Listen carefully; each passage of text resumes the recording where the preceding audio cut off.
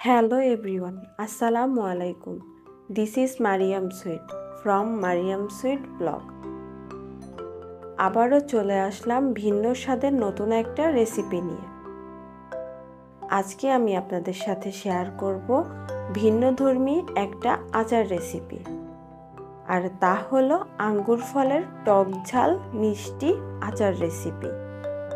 তাহলে চলুন কথা না বাড়িয়ে কাজে লেগে পড়ি আর তৈরি করে ফেলি মজাদার আঙ্গুর ফলের টক ঝাল মিষ্টি আচার।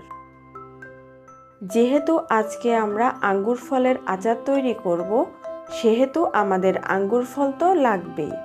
তাই এখানে আমি প্রায় 700 গ্রামের মতো আঙ্গুর ফল নিয়েছি।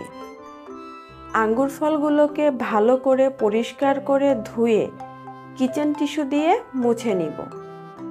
আঙ্গুর ফলগুলোকে রেডি করে রেখে এবার আমি আচার তৈরির যে মূল ইনগ্রেডিয়েন্টস, যে মশলাটা ব্যবহার করব, সেই মশলাটাকে রেডি করে নিব।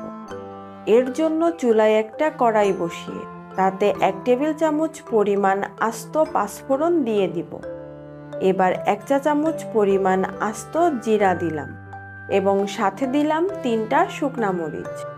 আপনারা চাইলে এখানে 1 চা চামচ পরিমাণ আস্ত ধনিয়া ব্যবহার করতে পারবেন। এবার সবগুলো উপকরণ একসাথে শুকনো খোলায় ভালো করে টেলে নিয়ে ব্লেন্ডারে দিয়ে গুঁড়ো করে নেব। এবার আমি চলে যাব আচার তৈরির মূল প্রসেসে। এর জন্য চুলায় একটা কড়াই বসিয়ে নিয়ে তাতে আগে থেকে পরিষ্কার করে ধুয়ে মুছে রাখা আঙ্গুর ফলগুলো দিয়ে দিব। এবার 1/3 কাপ পরিমাণ সরিষার তেল দিয়ে দিলাম। একটা চামচ দিয়ে আঙ্গুর ফলের সাথে তেলগুলোকে ভালো করে মাখিয়ে নিব। এবার স্বাদ মতো লবণ দিয়ে দিব। হাফ চা চামচ পরিমাণ হলুদ গুঁড়া দিয়ে দিলাম এবং সাথে দিলাম 1 চা চামচ পরিমাণ লাল মরিচের গুঁড়া। এবার হাফ কাপ পরিমাণ চিনি দিয়ে দিলাম। এখানে আমি যে আঙ্গুর ফলগুলো নিয়েছি এগুলো কিছুটা মিষ্টি ছিল, বিধায় আমি এখানে হাফ কাপ পরিমাণ চিনি দিয়েছি। তবে আঙ্গুর ফল যদি টক হয় তাহলে অবশ্যই চিনির পরিমাণ বাড়িয়ে নিতে হবে। এবার সবগুলো উপকরণ একসাথে ভালো করে মাখিয়ে নিব।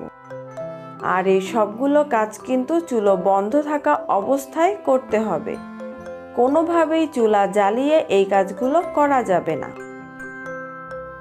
এবার চুলাটা জ্বালিয়ে দিয়ে আস্তে আস্তে করে অনবরত নাড়তে থাকব। এই পর্যায়ে চুলার জালটা মিডিয়াম টু হাইতে আছে। দেখতে পাচ্ছেন আস্তে আস্তে চিনিগুলা গলতে শুরু করেছে।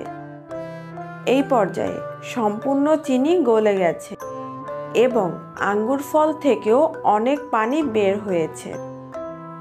আঙ্গুর ফলগুলো মোটামুটি 5-6 মিনিট জাল হওয়ার পরে 1/4 কাপ এর থেকে কিছুটা কম কিশমিশ দিয়ে দিলাম।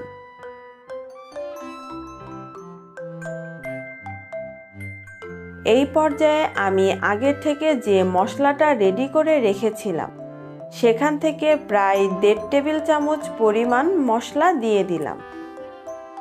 এবার আবারও সবকিছুকে ভালো করে নেড়ে চেড়ে মিশিয়ে নিব।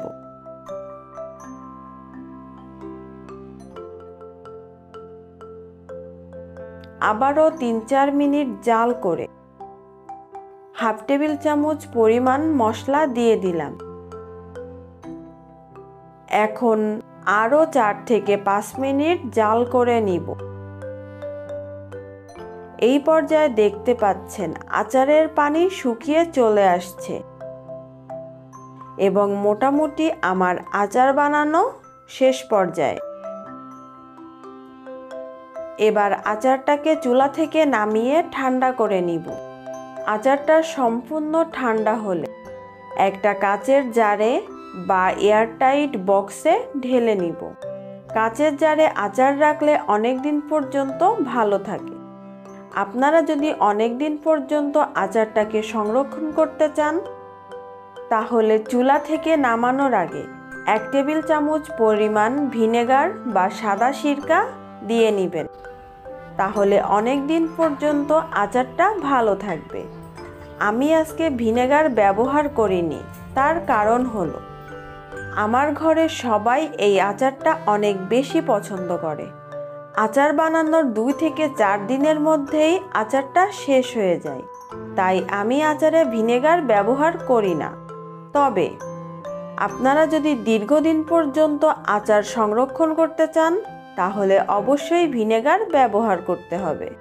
ভিডিওটি ভালো লেগে থাকলে প্লিজ আমার চ্যানেলটি সাবস্ক্রাইব করে দিবেন এবং পাশে থাকা বেল আইকনটি অন করে রাখবেন।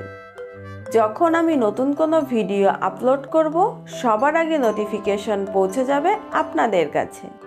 রেসিপিটি আপনাদের কাছে কেমন লেগেছে অবশ্যই কমেন্টস করে জানাতে ভুলবেন না।